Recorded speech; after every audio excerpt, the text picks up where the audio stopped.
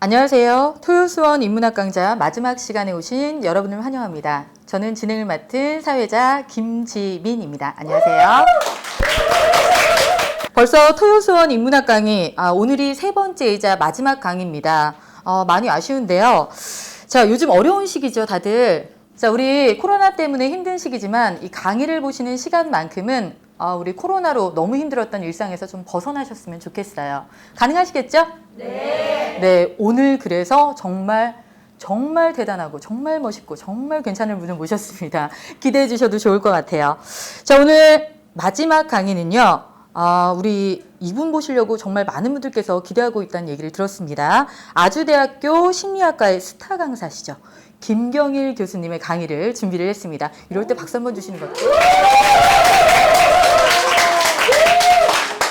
자, 이미 심리학에 관심이 많은 분들이라면 이분을 모를 수가 없습니다. 다들 아실 텐데요. 그 인기를 증명하듯이 요즘에 TV 채널 돌리면 교수님의 강연 많이 볼 수 있고요. 또 강의도 엄청나게 하고 계시고요. 그뿐만이 아니라 책 출간도 많이 하셨습니다. 자, 그리고 우리 교수님께서 원래 대학교에서 강의를 하고 계시잖아요. 우리 수강 신청하는 학생들이 너무 힘들다고 얘기하더라고요. 이유 뭔지 아시죠? 네, 수강 신청 클릭하기가 너무너무 힘들대요. 그래서 웬만한 아이돌의 콘서트 예매 요런 거를 방불케 한다고 합니다. 자, 엄청난 스타 강사십니다. 자, 그러면 지금부터 유종의 미를 멋지게 걷어주실 우리 김경일 교수님을 모시겠습니다.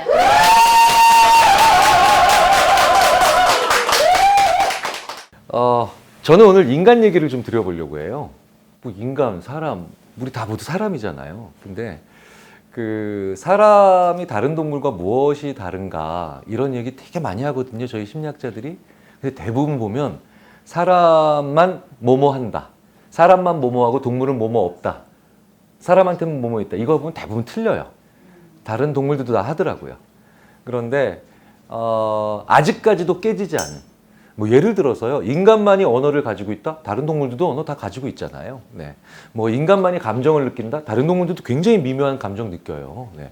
강아지 질투하는 거 잘 아시죠? 네. 네. 고양이가 시기심 가시면 뭐 진짜 집안도 불태울 것 같아요. 네. 그런데 인간만이 뭐뭐 한다 해서 아직 안 깨진 게 하나 있습니다. 이게 이제 그 하버드의 댄 길버트라고 하는 교수가 있는데요. 이 댄 길버트가 야, 인간만이 뭐뭐 한다? 아직 안 깨졌어. 근데 제가 봤을 때도 이건 아직 안 깨졌어요. 이 사람이 이렇게 표현해요. 인간만이 넥스팅 한다. 넥스트. N-E-X-T. 넥스트.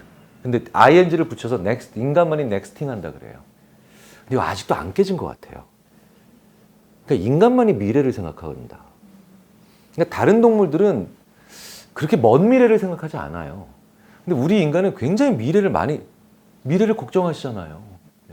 근데 지금 코로나 때문에 많이 지금 힘드시고 갇혀 있으시면서 다 이 생각하잖아요. 야, 이거 이렇게 1년 가면 어떻게 될까? 이런 생각 다 다른 동물들은 거의 안 하거든요. 인간이 어디까지 넥스팅을 하냐면 심지어 자기 죽고 난 다음에도. 그래서 인간은 다음 생에는 꼭 너를 사랑하 막 이런 말도 안 되는 얘기를, 그쵸?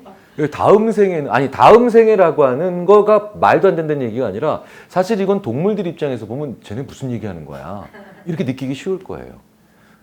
그러니까 다음 생에라고 하는 심지어 자기라는 존재가 끝나고 난 다음의 이야기까지도 생각해 보려고 하는 아주 넥스팅의 그 첨단을 달리죠. 이걸 갖다가 왜 상상한다고 하잖아요. 일어나지 않은 일을 상상하는 능력.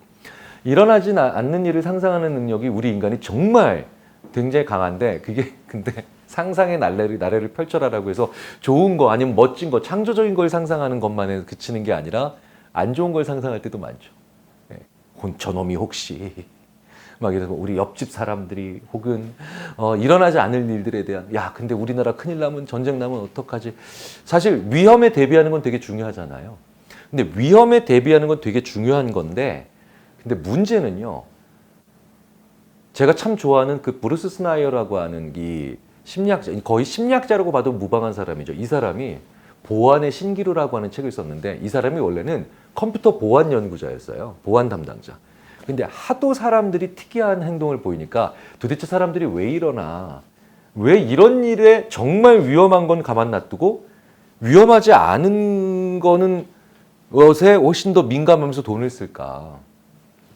예를 들어 볼까요? 미국 사람들한테 물어본 결과인데요. 당신은 총에 맞아 죽을 위험이 더 크냐? 계단에서 굴러떨어져 죽을 위험이 더 크냐?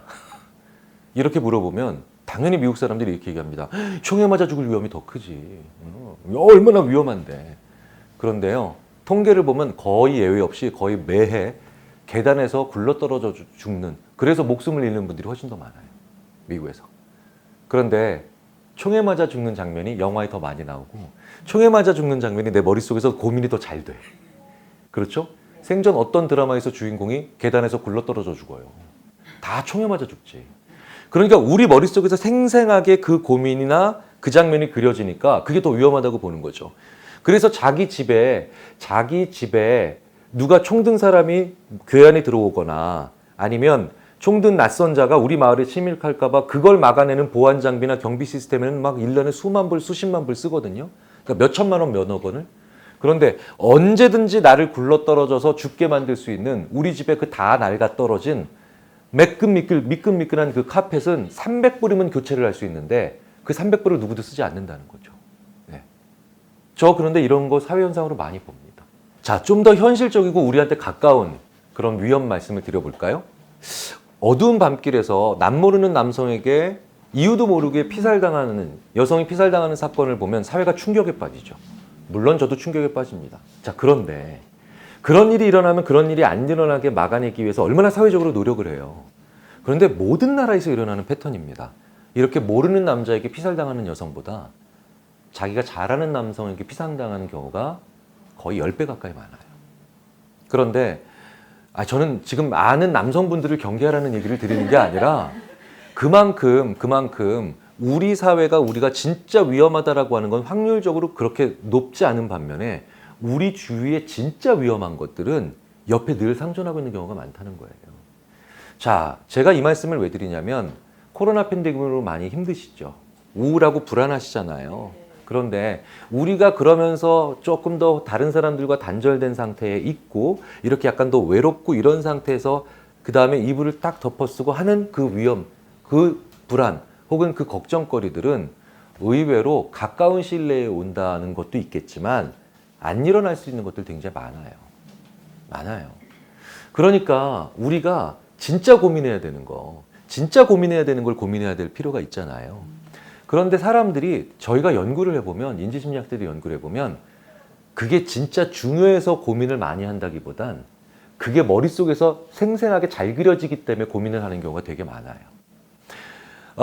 파킨슨이라고 하는 사회과학자가 실제로 이런 관찰을 많이 합니다. 영국에서 이런 경우를 많이 관찰했는데요. 이 사람이요. 어느 회사에 갔더니 우리나라 돈으로 거의 한 100억 이상을 투자해야 되는, 이걸 투자를 해 말어 이런 걸 합니다. 100억 정도 투자하려면 회사로서 큰 돈이잖아요. 그런데 그날 회의 안건이 하나 더 있었어요. 그런데 이 100억 투자하는 거를 결정하는 회의는 15분 만에 끝나더래요. 근데 두 번째 회의는 거의 2시간을 끌더래요. 그 두 번째가 훨씬 더 중요한 안건이냐? 그 두 번째 안건이 뭐였냐면 회사 앞마당에 자전거 거치대를 어디다 설치할까? 그러니까 임원들이 모여서 100만 불 투자하는 회의는 15분 만에 끝내면서 그 다음에 2시간에 걸쳐서 자전거 거치대 어디다 설치할까? 왜? 이게 더 머릿속에서 잘 돌아가는 문제죠. 자, 그렇다면 우리 머릿속에서 이렇게 잘 돌아가는 고민을 우리가 좀 더 많이 할 때가 특히 어느 때냐? 불안하고 외롭고 좀 혼자 있을 때죠. 그래서 저는 지금 하시는 고민, 많은 소상공인분들께서 어려워하시고 그리고 자영업자분들도 그리고 직장에 다니시는 분들도 많이 힘들어 하시잖아요. 그런데 이렇게 닥친 고민들 중에서 다 닥쳐있고 지금 긴급한 고민이라고 생각하시겠지만 이런 거에 우선순위를 정하기 위해서 그리고 우선순위를 잘 보기 위해서라도 우리가 불안을 일단은 잘 다독인 상태에서 해야 되겠죠. 그래서 저는 오늘 이렇게 코로나 때문에 많이 힘드실 때 불안을 다독이는 한 가지 방법에 대해서 말씀을 드리려고 합니다. 자, 불안이나 우울감을 잠재울 수 있는 제일 좋은 방법은, 근데 제가 오늘 굉장히 거창한 방법이나 새로운 방법을 알려드릴 것 같지만 간단해요. 걸으시는 거예요. 자, 그런데 걸을 때 요령이 있어요. 무슨 영화에 나오는 습습 후후 이런 호흡법 말씀드리는 게 아니고 네. 걸을 때 일단 중요한 요령이 하나 있는데 자, 일단 걷는다는 게 왜 사람의 불안을 감소시켜 주느냐? 첫 번째는 심리학적으로. 두 번째는 당연히 생물학적으로. 인간이요. 어떤 상황에서 어떤 곳에서 불안이나 우울감을 느끼죠. 인간은 첫 번째 떠오르는 생각을 그 생각을 버리기 위해서는 무조건 그 생각이 일어난 데서 두 발로 이동해야 돼요. 예, 그게 무조건 인간의 그 기제입니다. 그래서 가끔 물건 찾으시다가 안 나오면 포기하고 밖에 나가면 버스 정류장에서 거기 안 찾아봤네. 이런 게 나오죠. 예. 그래서 물리적으로 이동을 해야 돼요. 자, 근데 심리학적으로도 그렇지만 생물학적으로도 그렇습니다. 우리 뇌에 편도체라는 데가 있어요. 편도체가 뭐냐면 영어로 아미그달라인데 불안을 느낄 때 활동합니다. 그러니까 얘가 활동하면 편도체가 활동하면 우린 불안한 거예요.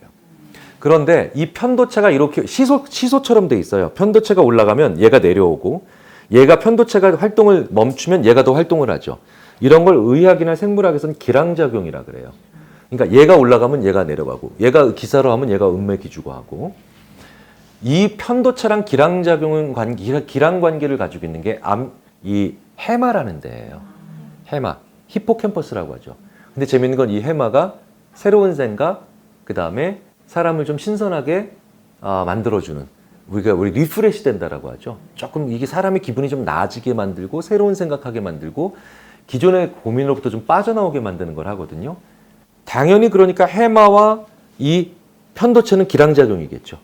그러니까 불안하게 만드는 편도체가 작동을 멈추면 해마가 활동하고 그런데 해마가 활동을 중지하면은 편도체가 들어가는 거예요. 그러니까 무슨 얘기냐? 내가 왜 불안하고 왜 우울하고 왜 힘드냐면요. 새로운 생각이 안 나서 그런 거거든요. 자, 근데 재밌는 건 걸으면 이 인간의 이 발이 무엇과 직결되어 있냐면 편도체랑 연결되어 있는데 걷기 시작하면서 편도체의 활동을 줄여요. 그러니까 그 기량 관계에 있는 해마가 활동을 하는 거예요. 그러니까 우리 인류 역사상 중요한 아이들은 거의 대부분 걸으면서 나왔거든요. 근데 그게 왜 그러냐면 걸으면서 창의성이 뛰어나지는 이유가 편도체를 약화시키기 때문입니다. 그러니까 불안을 줄이기 때문에. 자, 그러니까 불안하시고 우울하시면 사실은 그걸 주로 담당하고 있는 편도체의 활동을 약화시키기 위해서 걸으셔야 되는데 근데 재밌는 건요. 이게 그 다음엔 다시 또 심리학적으로 넘어오면 편도체가 걸어도 잘 활동이 약화되지 않고 여전히 계속 편도체가 야, 나 아직 안 죽었어 이럴 때가 있는데 그게 바로 뭐냐? 휴대전화 보면서 걸으면 네. 그러니까 저희도 우연하게 이런 결과들을 봐요. 휴대전화와 지갑 있죠. 휴대전화와 지갑을 놓고 걸어야 훨씬 더 이런 효과가 많이 좋은 일이 일어나는 게 왜 그러냐면요. 휴대전화는 통신수단이고 지갑은 지불수단이죠.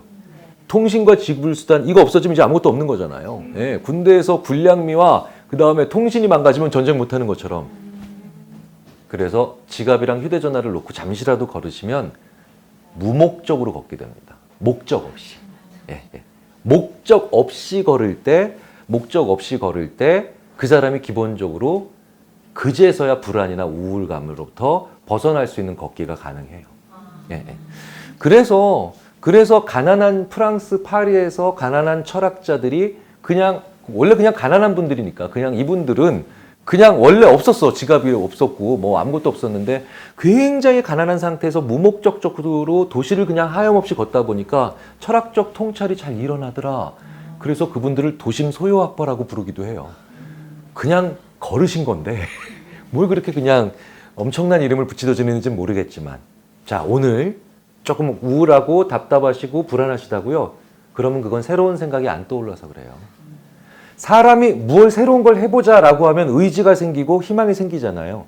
그러니까 그냥 우울을 제거한다, 우울을 없앤다, 불안을 탈피한다라고 하는 수동적 입장에서 약간 벗어나셔서 잠시라도 지갑, 휴대전화 잠시 내려놓으시고요.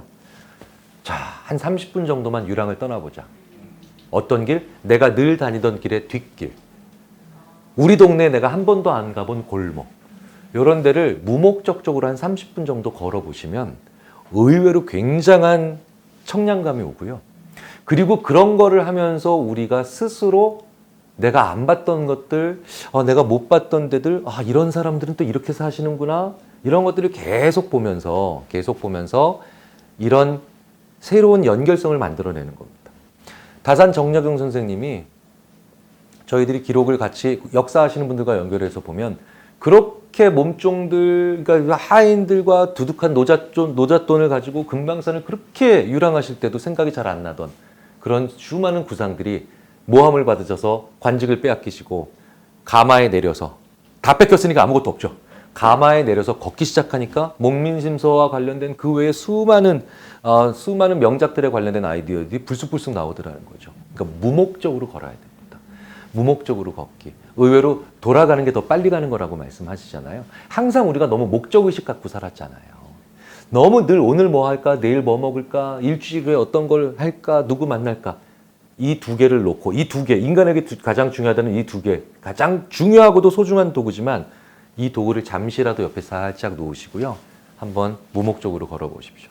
그 청량감은 이루 말할 수 없이 클 거고요. 우리가 지금까지 한 번도 안 해본 걷기가 될 겁니다.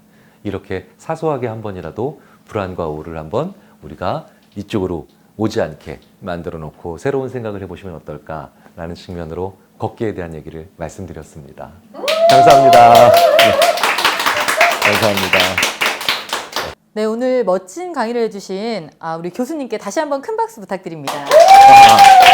감사합니다. 네, 네. 야, 이거. 우리 교수님께 궁금한 점들이 너무 많거든요. 그래서 잠깐 질의응답 시간을 한번 가져보도록 하겠습니다. 자, 어떤 분 먼저 질문해 주시겠어요? 네, 저쪽에 계신 질문 부탁드릴게요. 저는 현재 대학생으로서 코로나로 인해 비대면 강의를 2학기 동안 듣고 있습니다. 개인적으로는 강의를 들으면서 실시간으로 피드백을 받을 수 없는 게 아쉬운데요. 혹시 교수님은 교육자로서 아쉬운 부분이나 혹은 새로운 부분이 있는지 궁금합니다. 네, 지금 뭐 모든 우리나라의 대학생들이 사이버 대학을 다니고 있다는 뭐 이런 얘기를 이제 하고 있죠. 저도 해보니까요, 좋은 점도 있긴 있어요. 일단 질문이 되게 많아요. 그러니까 요즘 우리 그 대학생들이 말보다 이게 더 말보다 사실 이게 더 빠르죠. 이게 더 빠르니까. 네. 그래서 사실 이렇게 말하는 거 그렇게 잘 안 좋아하는 친구들 많거든요. 그러니까 왜 우리 쓰는 배달 앱도 전화를 하는 것보다 그냥 이게 훨씬 더 좋잖아요. 우리가 편하죠. 네, 편하죠. 그래서 질문을 되게 많이 해요. 질문을 되게 많이 해서 그건 좋아요. 근데 아쉬운 거 하나 있죠. 눈을 잘 못 보니까. 그러니까 눈을 보면 이렇게 지금 어느 정도 요 내용에 관심 있고 어느 정도 여기에 조금 더 설명을 해라 이런 게 다 눈에서 나타나는 거잖아요. 예, 그러니까 되게 신기하지 않으세요? 마스크 썼는데 다 알아보잖아. 예, 마스크 썼는데 다 알아보더라고요. 예, 다 알아봐요. 예, 마스크 써도. 근데 마스크 쓰면 누구도 못 알아봐요. 예, 하악관 가지고는 절대 안 되죠. 그러니까 인간한테 제일 중요한 정보가 눈인데 눈을 아무래도 화면이 제한돼 있으니까 그리고 또 학생들이 제일 싫어하는 게 또 자기 집 배경화면 공개하는 거 진짜 싫어하죠. 네, 그래서 흐릿하게 만드는 거 내가 다 알아. 그 살짝 흐릿하게 만들어가지고 집 잘 안 보이게 하고 아침에 부시시한 거 안 보여주는 거 내가 다 알아. 기법도 참 다양해요. 아주 블로그에 그거 어떻게 하면 자기 조는 거 안 들키고 뭐 아니면 저기 얼굴 부시시한 거 안 보게 만드니 뽀얗게 하는 그 기법 참 많이 나와 있더만 진짜. 네네. 그런 면 눈 못 보는 거는 좀 아쉽죠. 네네네. 자, 혹시 다른 질문 있으실까요? 여기 여성분. 제가 그림을 좀 기분이 우울할 때 그림을 그리거나 이제 글을 쓰면 되게 행복해지는 기분을 많이 느끼거든요. 심리학적으로 이래서 행복해지는 거다 이런 식의 설명을 좀 듣고 싶어요. 근데 어렵지만 그만큼 그렇기 때문에 되게 중요한 축이 되는 질문을 하셨죠. 지금 저 말씀하신 그러니까 질문의 내용을 의문문을 평서문이라고 그러죠. 그러니까 까를 다로 바꾸면 정확하게 그 말씀을 하시는 분이 그 문화심리학자 김정훈 박사님이에요. 네, 김정훈 박사님을 비롯한 문화심리학자나 사회심리학자들이 우리나라의 제일 큰 문제는 인정투쟁을 너무 열심히 한다. 인정투쟁이 뭐냐면 남들한테 인정받으려고 하는 거예요. 네, 그래야 자아가 새로 쓴다는 거지. 근데 인정투쟁을 김정훈 박사님이 이건 그 청년 해결 철학에서 나온 그 개념이고 악셀 허네트 같은 철학자가 실제로 썼던 말인데 인정투쟁은 아, 김정은 박사님은 역시 같은 말도 너무 쉽게 설명을 잘해줘. 야, 인정투쟁, 남의 감탄. 남의 감탄에 목매는 거. 그게 인정투쟁이라는 거지. 코로나 팬데믹이 남의 감탄을 받기 어려운 거로 우리를 보내고 있는 거죠. 예. 2월 달에 수입차 비싼 거 산 제 친구 지금 너무 힘들어해요. 왠 줄 아세요? 할부금 때문이 아니야. 걔가 2월 달에 수입차를 왜 샀겠어요? 야, 그 친구가 정말 유명한 말을 한마디 했죠. 야, 너는 어떻게 네 연봉보다 비싼 차를 사? 그랬더니 수입차는 승차감이 중요한 게 아니야. 하차감이 중요한 거야. 내릴 때, 탈 때 2시간 동안 그 좋은 승차감이 아무리 있건 없건 중요한 게 내릴 때 5초 동안 남들이 와, 뭐뭐뭐다 하는 거. 걔도 참 불쌍하죠. 2월 중순에 그걸 샀어요. 2월 중순에. 하필이면.